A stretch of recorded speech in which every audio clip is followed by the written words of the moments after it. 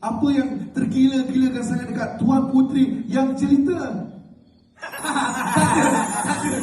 Lambat. Enggak, dia kena macam ni. Dia memang seorang putri yang cantik dan jelita.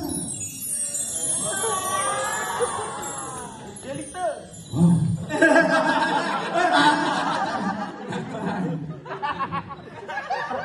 Hamba bukan gila biasa tau. Ha?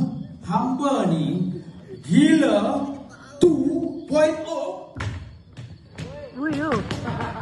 standard modified. Dahsyat, dahsyat. Lah hamba terus begini. Andai hamba ada 5 nyawa sekalipun, tetap hamba akan teruskan Kenapalah kamu berdua ni bergaduh? Kita ni ada KPI yang kena jaga. Tuan hamba berdua tak habis-habis sibuk pasal Tuan Putri. Hamba rasa terasing. tak boleh juara.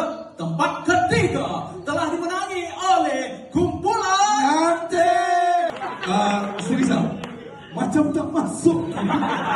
waktu tu Datuk. Kita orang ni tak puas hati dan ada satu amok telah berlaku. Adakah ia seperti amok sang nyamuk? Dia tulis sini amok sayang nyamuk. Dua benda melayang dan aduh terkena kepala kami. Ceritakan apa benda yang melayang itu. Periuk nasi dan tembak goreng. Masalahnya sekarang ini kita perlu teruskan poliklinik. Jangan salah. Tadi dah menang je kena seling.